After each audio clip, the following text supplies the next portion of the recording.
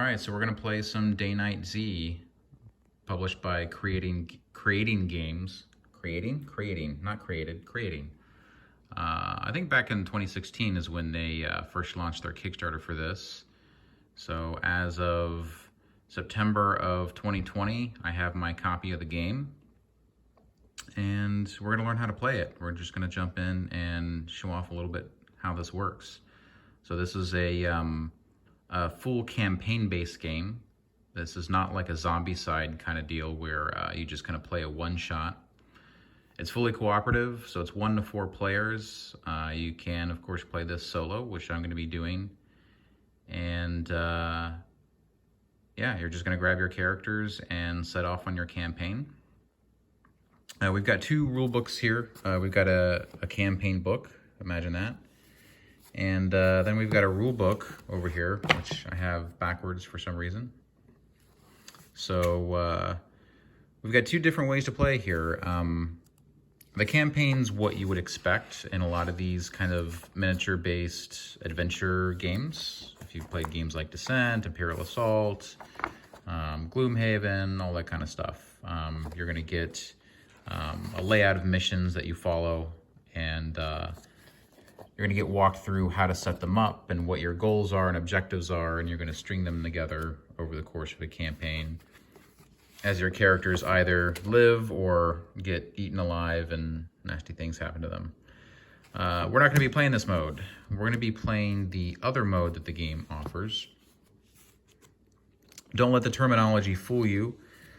This game was translated from its native Spanish into English, and sometimes it does show in the rules.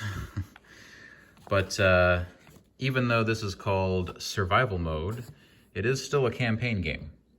And in survival mode, we're not going to use the scripted setup of the campaign. Instead, we're going to let the game just randomly generate all the things that happen as long as we go. So the idea behind this is we're just going to pick a couple of characters. We can have anywhere between 1 and 4 survivors, and we're just going to try to keep them alive as long as we possibly can. So let's just get into it with the game set up and picking some characters and seeing how the gameplay works. So the core box comes with 10 different characters, I think, that you can pick from. And you can, again, have anywhere between 1 and 4 of them. I'm going to play as 2 different characters here. I'm just going to grab them off the top. So we've got Marie Laveau over here, otherwise known as Michonne. And then we have Shigoro Kenji over here, otherwise possibly known as Glenn. Pick whichever characters you want out of the box. You can even just play with 1 character if you want. I might try with 1 character at some point. I think that could be really interesting, but just so you can see a couple characters in action, we're going to play with 2 here. So each of these characters is going to come with this player board that you have to put together. And once you pick your characters, you're just going to want to look at the back of the board and look at their setup. You'll get 2 different options, and with the what to grab out of the box in order to start the game out as far as starting equipment and any of their starting skills, which are on these little skill cards here. You can see each character starts with your choice of a level 1 skill. So for Marie, this is the one that I picked. So once you do that, you'll just kind of put their player mat out here. We've got these 4 dials to track, to track their health, to track their stress. We'll see that later. To track their infection level, which starts at 0, and then their survival points, which is a reward that you get and spend, almost like experience in the game. Your loadout's going to give you some initial starting equipment. Actually, let's go over here and take a look at Shigoro Kenji and take a look at his starting equipment. So he's going to start with this knife over here. You can see this comes from his starting equipment deck. And this is all on the back of these player boards to reference. And the knife, as you might imagine by it, being a knife, is something that you hold in your hand. But that is actually important for game purposes because, we got that hand icon over there. And since there's just 1 hand instead of 2, that confirms the game rule that this is a one-handed weapon. So here's our hands.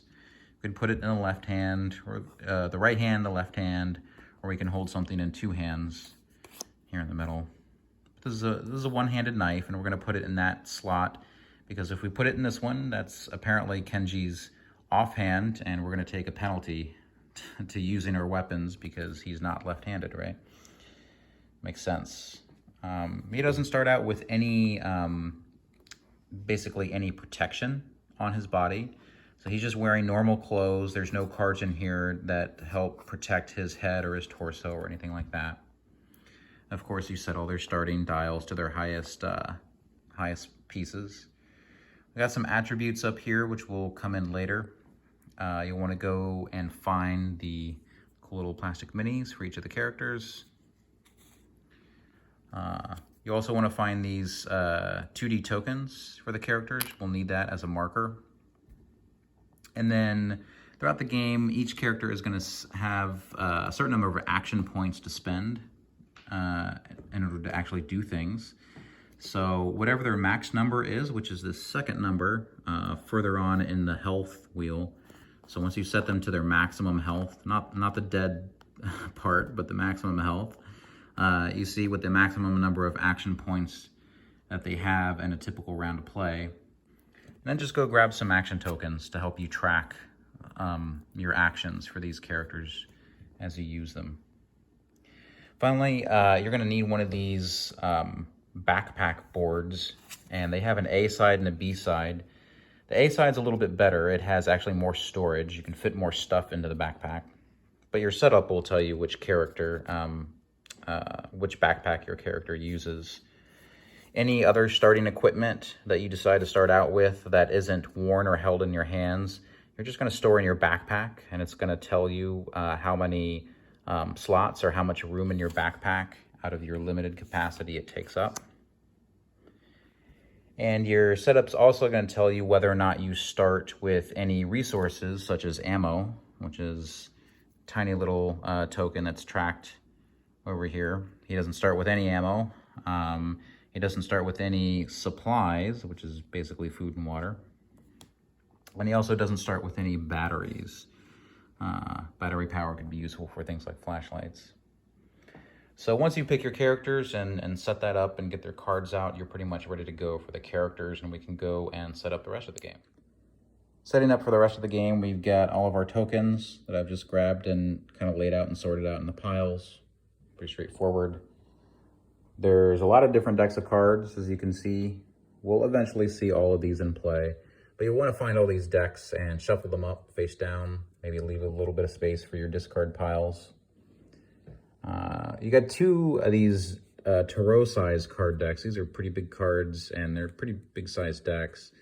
These guys are double-sided, so just take note when you grab these decks. This is the city event deck that has street events on one side and the alley on the other side. Just shuffle them up.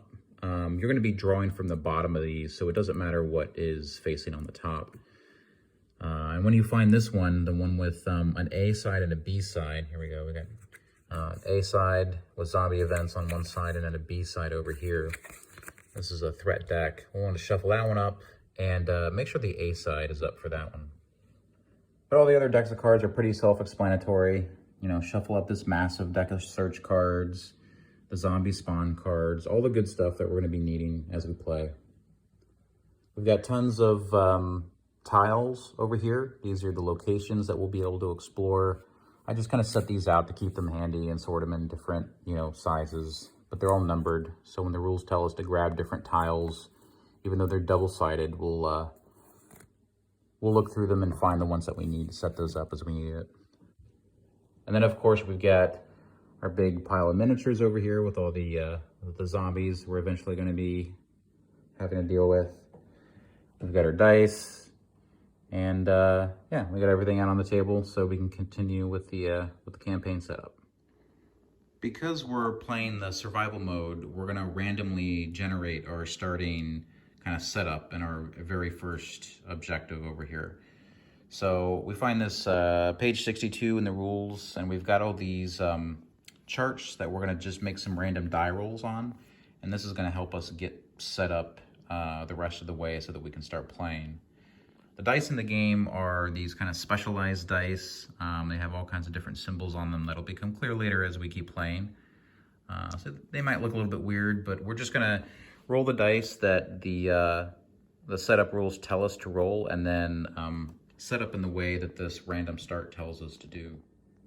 All right, so let's pick a city that we're gonna go travel to here at the very beginning by rolling this hit location die. This is the one odd die out of the group. This one's different than the other ones, and it shows the different locations and body parts that you might be able to get hit. So, see, we rolled the arms, and the arms is going to be City 3, it looks like. If you look at the very back cover of the rule book, you see an overworld map of the region that we're in. And you can see our 4 different cities with numbers on them on the different corners of the map. So here's the city that we're going to go to initially. This is city number 3. Over here you can see our shelter. It's kind of outside the cities. And then of course we've got all these roads connecting our shelter that we can travel along in order to get to these cities and from these cities back to our shelter. This map will come in handy again later because once we're done in the city and we've either accomplished whatever the objective is that we're trying to accomplish, or we just decided that it's just too dangerous and we need to get out, we're going to leave the city and we're going to play a different stage of the game called the travel mode. And we're going to pick a route to take back to the shelter. And then once we do that, we'll go along the road, and these terrain icons are going to help us determine some random narrative events that happen along the way that we'll deal with. Then once we get to our shelter, we're going to play a whole different stage of the game called the shelter stage, as you might guess. And this is where we're going to be kind of building our shelter up. We'll get a chance to spend some resources to build some buildings and improve our lot in life back home at the shelter.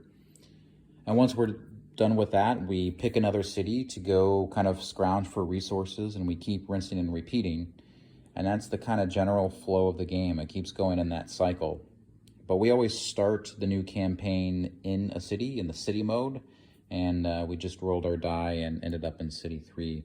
Another thing that you can notice on here is that 2 of the cities have a water feature rolling through the center of the city, and then the other 2 do not.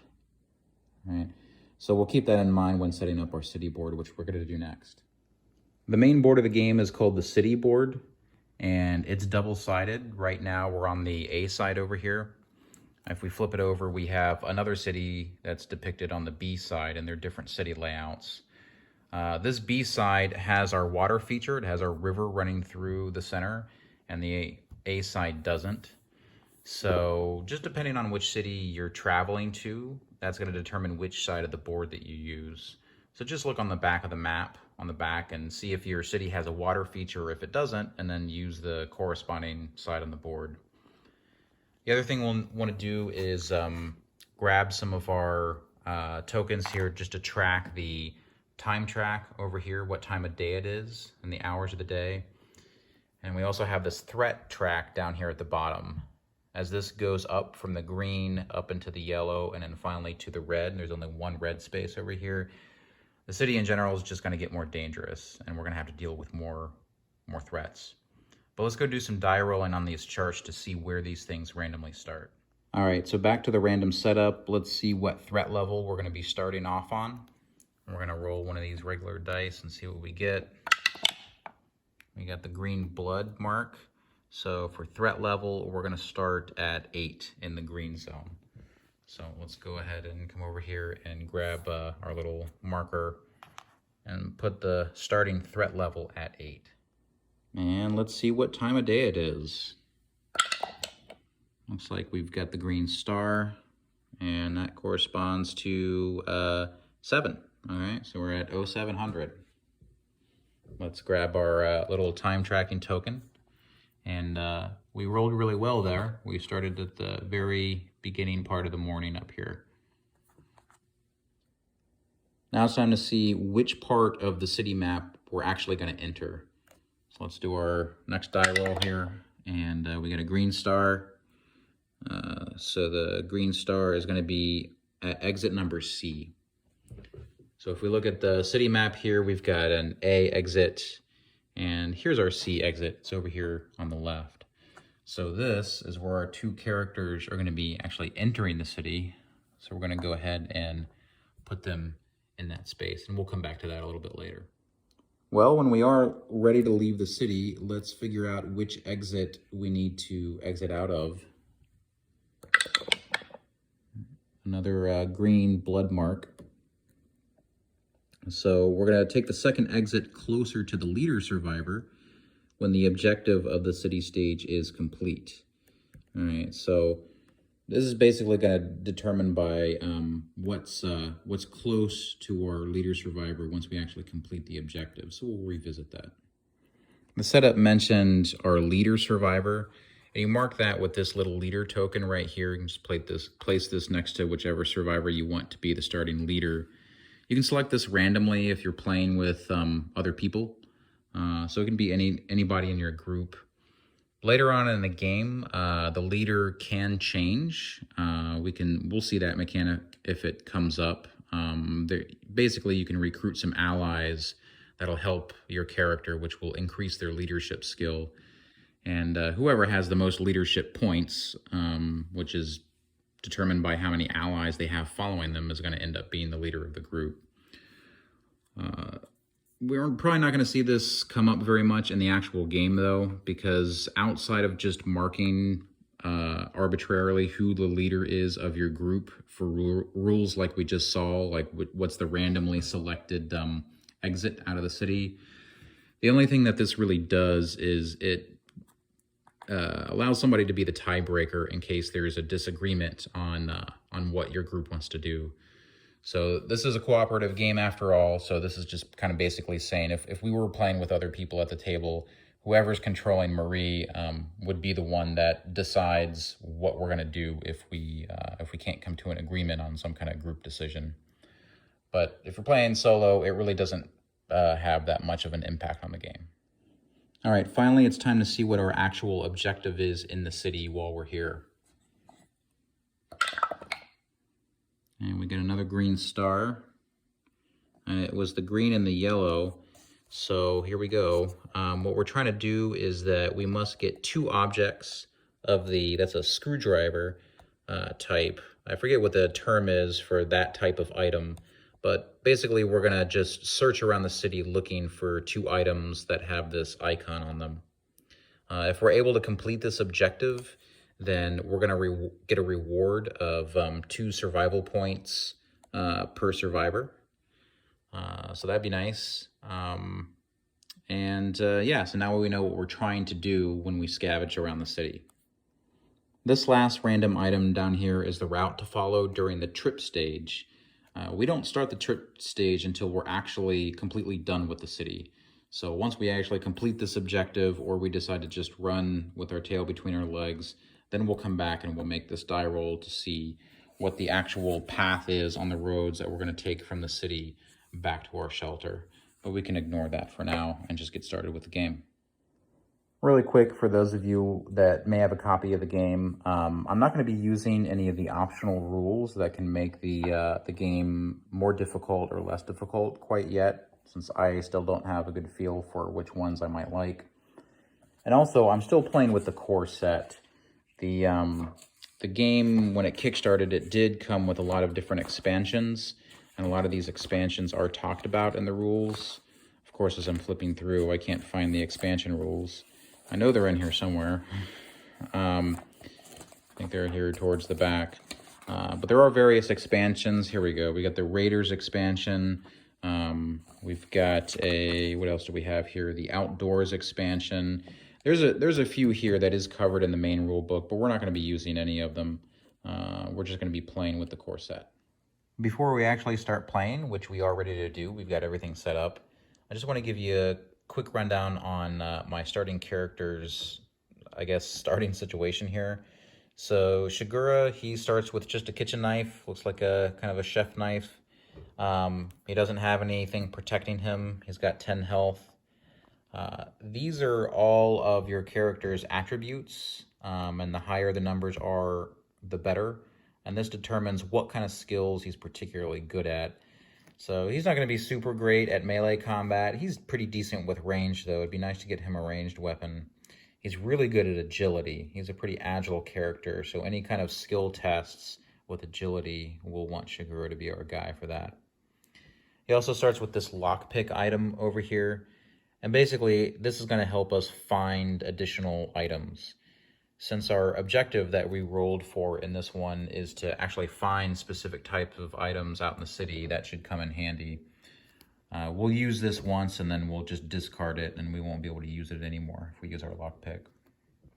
And then finally, this is the starting skill that I picked for him, called Difficult Terrain. So when we're walking around in locations, if there's a couple of these difficult terrain icons, he won't have to deal with them. He can just completely ignore the effects of those. So we'll return to that if they come up. All right, I've decided for Marie over here to be the leader of the group to start with. She's also rocking just the regular old kitchen chef knife. She also doesn't have any kind of protection on her. She does have one less starting health than Shiguro, and as far as her skills go, you can see she's got some pretty good medical capabilities. She can rock that pretty well. She's also really good with her awareness. So that's going to really help with searching.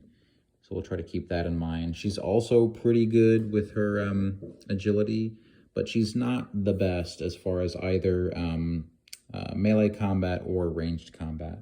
So we're really going to rely on her getting better items for that. As far as other items, she's going to start out with these bandages. I figure since she has that medical capability. So we're going to be able to use these bandages and discard them in order to heal some wounds a little bit when we need to. And finally, her starting skill, Degree 1 over here. This is just going to allow us to take on some stress. This is kind of like some mental stress that increases over here with this resource dial. We can optionally add some stress to her if we want to re-roll some of our dice whenever we're doing one of those medical tests. So just in case we fail, we have a little bit of a fail-safe there. All right, so that's pretty much it. I think we're ready to jump into it. We've come into the city. We know why we're here. We're trying to find some specific items with a screwdriver icon item. We're going to crawl through these city streets and see what's in some of these buildings. These yellow spots are where buildings are located, and start scrounging through. So let's get the game going. All right, we're ready to start here. So the first phase of each round, when you're in the city phase here and you're exploring, is called the action phase. And this is just where your characters are going to spend their actions. They each get a certain number of actions per round as identified by their current health level. So as you can see, they get fewer actions as they start taking more and more damage. They're going to spend their action points in order to actually take actions and do stuff. So let's take a look at what some of those actions are real quick. The table of contents is a pretty good indicator of the kind of wide array of different actions you have available in the game. So we can see the action stage over here, and this list is kind of the exhaustive list of all the different actions available to our characters. So there's a lot there. I'm not going to go through these one by one and explain every rule for how each of them work. Actually, some of these are kind of misleading in the way that they list these as actions. We'll talk about that a little bit later as they come up.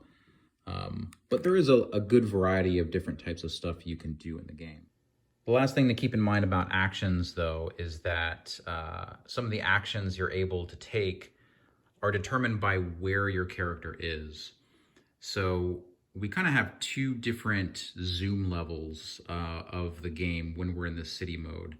The city map right here is kind of the zoomed out level, but we can also start exploring some locations. Sometimes we're going to zoom in to one of these street areas while we're outside, and we'll have like a little tactical combat outside and be in kind of a zoomed in mode. And sometimes we're going to go into these building plots and explore whatever is in those buildings there. For both of those things, that's when we're going to grab these kind of dungeon tile things and set up those environments, whether they're indoors or outdoors. And the game calls these location tiles. So a big part of the game is this kind of jumping back and forth between being just generally out in the city and then using your little markers to track a specific location that your character might be at, but then grabbing some of the tiles that represent that location and just kind of zooming in and having more of like a tactile kind of game experience here. So these are just called the location tiles. We'll get those when we need them. You'll see those pretty soon. And these are the city map. The different types of actions that we can take is often determined by where they are. So a lot of the stuff that you can do in the game is only going to count when you're in this kind of zoomed in detail view. And that's where a lot of the combat's going to take place. So we'll just see a lot of this come up as we play. So I'm going to have Marie, our leader here, spend her first action and just mark that she's using her first action. And she's going to take a move action. She's going to move from the current place where she is out on the streets down here. You can see these streets outside are separated by these crosswalk markers here. That's what designates the different areas when we move from street area to street area. And it takes one action point to move from one space to an adjacent space. I spent an action point for Shigura to move him into the same space with Marie. You can see I marked that he's used one of his 4 actions for this round as well. And now they're in a street location that's just outside of this building location. You can see there's a little arrow here that shows an entrance here. You can only get into these from the street spaces that have those arrows going in. So if we go into the location, it has to be from here, but also if we are in that location and we want to move back out to the city map, this is the space that we're going to come back out in. So this just kind of marks the door in and out to whatever this building is. All right, in order to go into this location and find out what's actually there, we're going to have to take a move action. So I'm going to spend another action token over here for Marie, and she's going to move into this space and we're going to see what's in there. So I'm going to take her miniature off the board and I'm going to grab her little marker, and this kind of shows on the city map where she is in that space, because we're going to be placing this on one of the tiles that come up. When we move into a new location that we haven't been before, we draw one of these exploration cards and we resolve it as the first step. Let's see what we have here. It says, nearby creatures have begun to feel your presence and turn your way. Suddenly, something grabs your arm. While you struggle to get free, you see the things approaching slowly. Follow, and it says number 6. Then the survivor who explored performs a strength test. This does not sound super awesome. All right, so let's take this step by step. Our first instruction here is to follow rule number 6, and this is kind of a setup rule. You can find these setup rules in the campaign book, so let's go check that out. All right, so here's our campaign book, and if we look towards the back, we're going to find these things called placement rules. Once we get past the campaign scenarios, here we go, placement rules. And this told us to take a look at placement rule number 6. There's a lot of placement rules in here, so just find the one that it says. I think there's around 250 of these. Now we're just going to read this kind of bulleted list of instructions, and this will tell us how to set up the location. So I'm only going to go through this maybe once or twice, and then we'll speed this up in the future. But let's go through these step by step. So first, we're going to place the tile corresponding to the explored area, and if you're in the first location, place the survivor who explored in the entrance sub area. All right, that's kind of some weird language there, maybe to do some translation, but here's what it really means. When it tells us to do that, we're going to go grab a random location card. Now, in the setup, it does kind of suggest you putting location cards randomly face down in every single one of these yellow spaces. I just kind of personally prefer to draw them as I need them, just because I hate trying to lift flat cards off of a flat board by digging my fingernail in there. So we're just going to draw a location card as we need it, and this location happens to be the church, all right? So if we look at this card, the very first line item in here is our very first tile that we're going to go grab. You also have this arrow just as a reminder that this is the very first tile. And this is going to be tile number 20, which is the chapel. So let's go find tile number 20 out of this stack of double-sided tiles. Well, I found our chapel, and it looks pretty gruesome here. So we're going to take our mini for Marie. She's the one doing the exploring. And we're going to place her on the entrance sub-area, is what the rules calls them. Sub-areas are just these larger squares here. The entrance is always the one with a green line colored in on one of the edges. So she starts out at the entrance here to this church tile. Next, we're told to place terrain markers as indicated for this area on the location card following the marker placement rules. So let's take a look at that. The icons to the right of each tile on these location cards are terrain markers. And these are basically other tiles that are modifiers that we overlay on top of this tile in order to just kind of modify the terrain and keep things mixed up a little bit. In future times, we might explore the same tile. So here we've got this little noise icon. So let's go find the little terrain marker that has this icon on it. The noise icon was this terrain marker, which is just a pile of broken bottles. I guess that's why you make noise when you pass into it. And it tells us to place this on here according to the marker setup rules. That's really easy to do. We're just going to take one of our dice here, roll them. All right, we got a green blood symbol. So let's look on the tile and see if we can find a sub area or one of these squares with a green blood symbol. And we've got one right down here. So that just means this is where we're going to place this tile, covering up what used to be there. All right, so that's it. That's all you do to place these markers.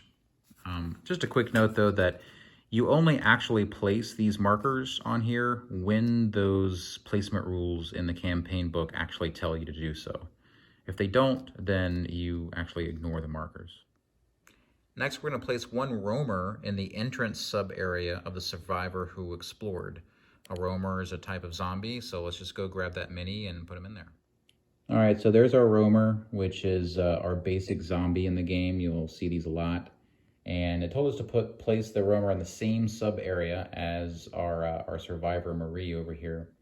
So one thing to note about these sub-areas is that they can fit a maximum of 4 miniatures per sub-area. Once they have 4 in there, they're full, and you can't have any more minis in those spots. In the last step here, we're told to draw zombie spawn cards as indicated for this area on the location card and place the zombie threats. This is basically an icon that represents the zombies following the zombie placement rules. So let's do that. The church location card here is just telling us that for the chapel tile 20 that we're working with now, since we have 2 survivors that are currently playing the game, regardless of how many are actually in the tile, but just how many survivors are in the game period, we're going to draw 3 zombie spawn cards from the zombie spawn deck and place whatever zombies are on there out on the tile one by one. So let's draw our first zombie card and see what we get. Here's our zombie spawn cards that shows the number and the different types of zombies we might spawn in.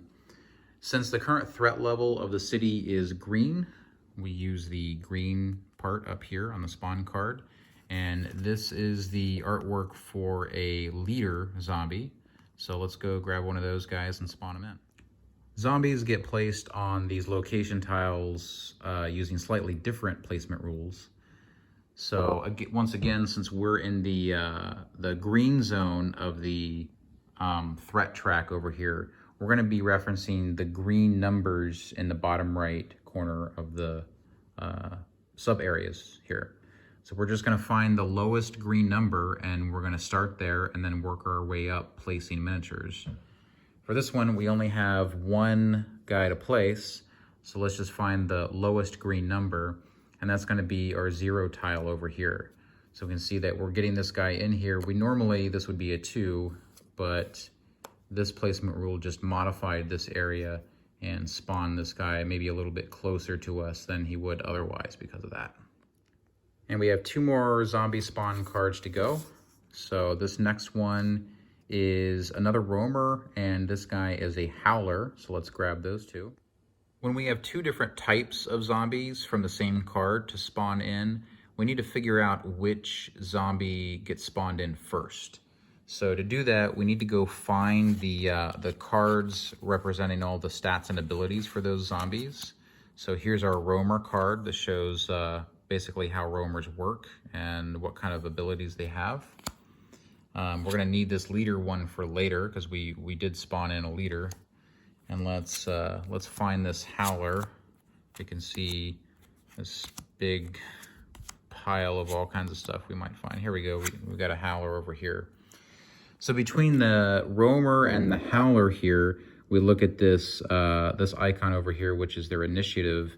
And since the howler has a higher initiative of 4 than the roamer, we're gonna spawn him into the map first, and then we'll do the roamer. So let's grab our howler mini. And since this is a new spawn card, we reset the numbers that we spawn them in at again, back to the lowest number again, and just follow them up.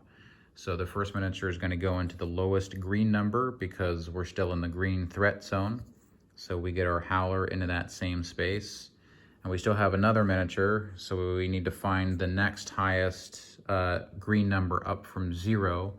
And that looks like it's going to be this one up here. So we got him up there in the corner. All right, one more zombie spawn card to go. So we pulled 2 more roamers in the zombie spawn card. So once again, we'll place one in the lowest green number. So that one fills up a little bit. And then the next one in the next highest number, which is this one square back up here. So that's 3 zombie spawn cards resolved. Placing the zombies and spawning them in was our last line item in the placement rules. But if you remember, back when we drew this exploration card, we did have this last step we were supposed to follow after we go through everything in the book. So this is saying that once the survivor, once we do that, the survivor who explored is going to perform a strength test. That's the icon down there. So a strength test is a type of attribute test, so we'll get to see how those work. Marie is not very strong. She has a strength of 2. You can see there's 2 numbers down here. We look at her yellow number here because if we look at the time track, it's currently daytime. So each character has attributes that are a little bit better in daytime, and they get worse. They tend to get worse at nighttime. So right now her strength attribute is a 2. We don't have any other modifiers that raise or lower Marie's strength at all. So our final value for that is 2. And now we're just going to make a strength test. So the 2 is going to have us grab 2 of these dice, and we're going to roll them looking for successes. When we do attribute tests, what we're looking for is these star icons here. And all we need to do is roll 1 of these and we succeed. However, whenever you're doing these, you have to roll the color of the star that matches the color of their current stress level. So it's good that right now she doesn't have any stress that's built up because we're still looking for greens. And there's more green stars on this die than there are yellow and red stars on here. So that increases our chances just a little bit of being able to roll a green star. So let's do our die roll here. And we failed. So let's reference the card and see what happens. We'll turn this over. We've got a failure condition. Although you finally break free from it, you have lost valuable time, and those things are closing in. You are exhausted. All right, so exhausted is just a keyword that says you lose the rest of your action points for this round. So that's kind of a bummer. She had 2 actions left. She could have started to use them to maybe try to stab this first zombie with her kitchen knife, but she's too exhausted from trying to break free.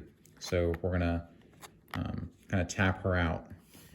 And that's it. We've done an explore action to find our first location. We still have Shigeru over here that has 3 action points left. So let's see what he can do. Maybe he can join in and help. Shigeru is going to spend a move action to move into the church so that he can be with Marie. But before I did that, I went ahead and placed the location card for where we're at in this space to mark that this is where the church is overall on the city map. And I also placed our little 2D tokens here as a reminder that both characters are in the church right now. We'll zoom back over to the church and we'll take Shigeru's mini and we'll put him in the entrance just where Marie is, and that was his move action. All right, let's do some combat and see if Shigeru can stab that roamer in the face with his kitchen knife over here. So to do a combat, first we'll take a look at what kind of weapons we have. Of course, we already know we have this knife, and the knife, of course, is a melee weapon. When you do melee attacks, your target has to either be in the same sub area that you are in this case the zombie is, or it has to be within reach. And within reach just means an adjacent sub area that you actually have line of sight and isn't blocked. So it could have been any one of these other areas that are adjacent to the one that he's in. And this would still count. Diagonally adjacent is still valid when you're looking at adjacency. But here we go. He's going to go ahead and take a swing at this zombie. So looking at Shigeru's melee combat skill, we see a 2. Again, it's daytime, so we're looking at the 2 instead of the 1 at nighttime. We don't have any other modifiers that are giving him any kind of a boost. So we're just going to grab 2 dice, and that's what he's going to roll to try and get a hit. Currently, Shigeru's health is in the green level. So that means that when we're rolling these dice, we're going to be looking for blood symbols now instead of stars. Combat is always about the blood. But we're looking for green bloods, which is also good because, as you'd imagine, green bloods are more plentiful on the dice than the other colors. So let's roll these guys and see if we get a hit. But before we do that, we should double check and show that there are no negative modifiers on the number of dice that he gets to roll. So to do that, we would look at the roamer's stat card over here, and we would look for these icons. This is the roamer's kind of abilities and skills, and we can see that there's 2 rows, one for daytime, one for nighttime. So not only do your survivors get weaker at nighttime, but the zombies actually get stronger. You can see their numbers increase down here. It's currently daytime, and for melee defense, the roamer doesn't really have any defense. If he did have numbers here, it would negate the number of dice that Shigeru gets to roll down to a minimum of 1. But we're going to get to roll both of these. All right, so Shigeru makes his knife attack, and we fail. So let's take a look at these results. Since we're the one making the attack, we ignored this black skull symbol. The black skull symbol is a success for the zombies when they attack us. This green star could have possibly helped us if we rolled 2 of them, but we didn't. You can see our knife over here has a special kind of ability down here where if we roll 2 stars, then we get to convert that into a blood symbol, which is a hit. But we only got 1, so we don't have that. Additionally, besides missing, we also managed to roll this noise icon, which is the red speaker down here. So that means we've generated noise while trying to hit him and not doing it successfully.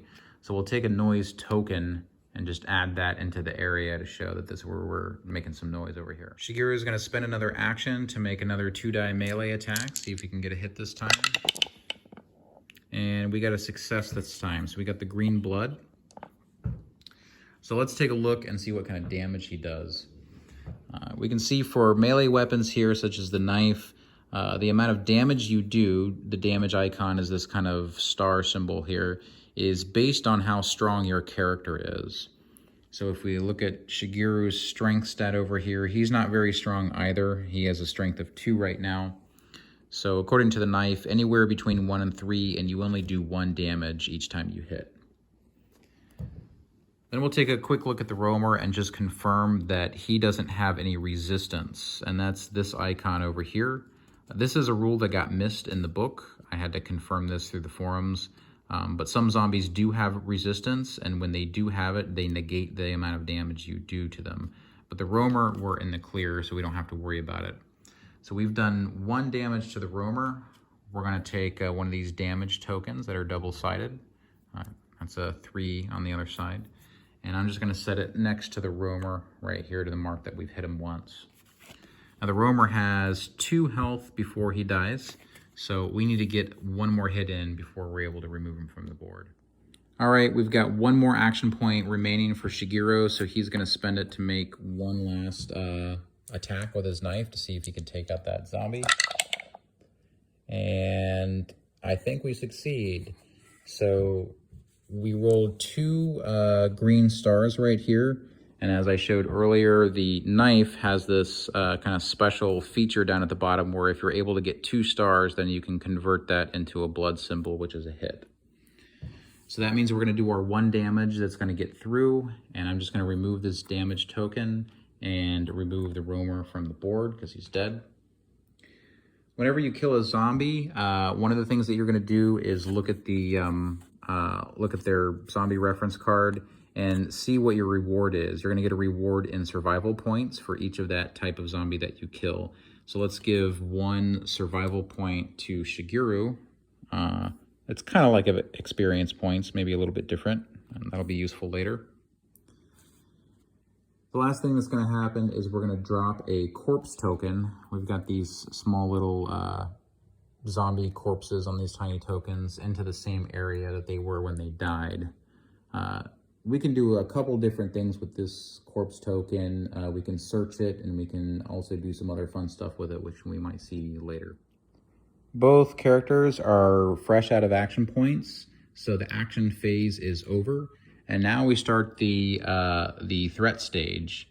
So the first thing that we do in the threat stage, or the threat phase, I guess, is if we had any survivors that were still out in the city and not in a location, we would draw one of these event cards for city location events. We're not going to resolve one of those yet because, of course, both our survivors are indoors in the church here. So that step is skipped. Next, we're going to move on to drawing a zombie threat card. So we have this stack of double-sided cards here, and we're going to draw one from the bottom of the deck. These double-sided zombie threat cards are, they have an A side and a B side, and you always start with the A side first to resolve them.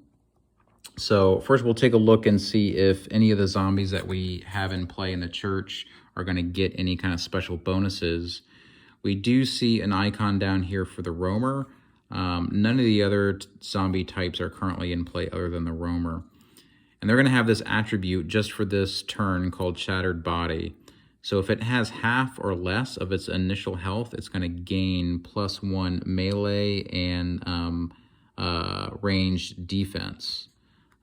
So we don't have to worry about that because the only one that we damaged at all was one that we managed to kill before this started. So we did a good job avoiding that. Next, we're going to see what they do. We'll activate each of the miniatures in units in a certain order, and we'll follow this list of instructions for their AI to see what they do. So to figure out which ones activate first, we look at the different types of zombies we have in play. So we've got 1 leader, 1 howler, and a couple of roamers over here. And again, we reference these initiative numbers with the 2 arrows over here, and the highest numbers go first. So our howler is going to activate first. Our howler is over here in this space, so let's see what he does. First step, we're going to perform an attack against a, this is an icon for prey. It kind of looks like a little chicken drumstick there in its sub area.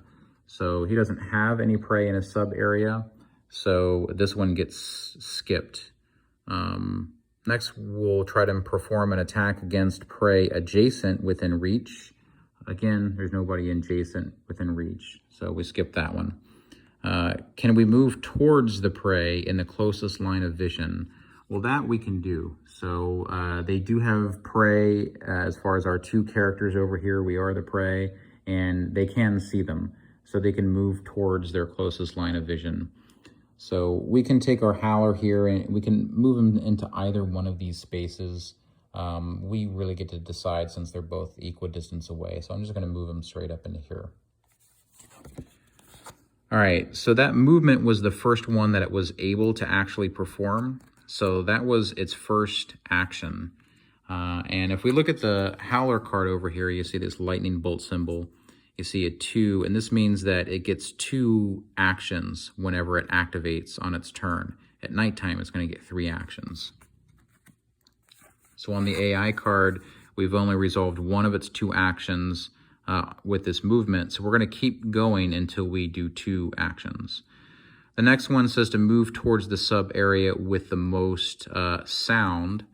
And we do have a token that has made the most noise. So because Marie earlier was trying to stab and fail with that zombie and made some noise, we kind of brought the Howler in. So the Howler is going to go ahead and move into the space with them. That is the second action of the Howler, however, though, so he's done after that. We don't have to do anything else with him. Next in the initiative order is the leader with an initiative value of 3. He's over here on the broken bottles, so let's see what he does next. So again, we'll try to attack somebody in the sub area, which we can't. There's also nobody adjacent. So the next one is to move to the closest prey in line of sight. So let's just go ahead and move him up. And just like the Howler, the leader gets 2 actions on his turn. So he is once again going to move into the area with the most noise. All right, so that's 2 moves, and now this sub area is full. These 3 roamers in the back are the only zombies we have left to activate and do anything with. We get our choice as far as which ones we want to activate and move around first. And I don't really see a big difference between them. So let's just grab this guy and start going through the same process. Again, he can't attack anybody in his area or any adjacent area, so he's going to move towards the threats or towards prey. And then his next directive is to move again to the area with the most sound, but he can't actually fit in there. So he can't do that.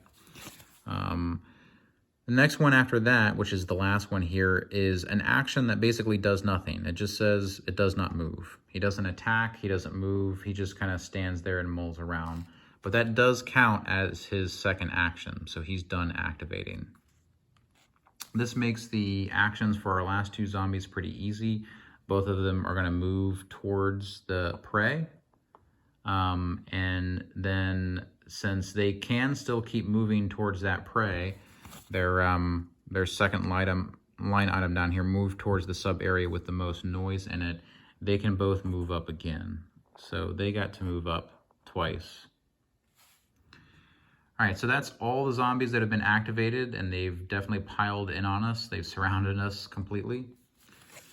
So let's finish resolving this card. We're gonna, this bottom part here, by the way, we didn't need to use it. This was a tiebreaker in case the zombies had to target one of our survivors and they were tied in priority. So this just kind of gives us some criteria to break that tie. So once we're done with all the zombies, we're gonna flip this over and we're gonna see if a random event triggers. So the first thing to look at are these threat conditions, and this is a list of conditions that all have to be true in order for this event to actually take place. So the first condition says we have the threat level is green, which is true. The next is that there are no zombie threats in play. Well, that is not true because we have tons of zombies in play. So we can ignore the rest of this, this event. We're not gonna do anything with this. Even though this doesn't trigger though, we do have to go resolve any of the icons that are up here in this area. There's only 3 different icons that can pop up here, so you'll get an idea of what these do over the course of the next couple turns. So first we have the stopwatch up here, and that's simply telling us to advance the time track by 1. So we're gonna move from 7 in the morning to 8. And that's how the time moves. It doesn't move predictably, it moves kind of unpredictably based on these cards. The next icon is this icon for a type of zombie called the Hunter.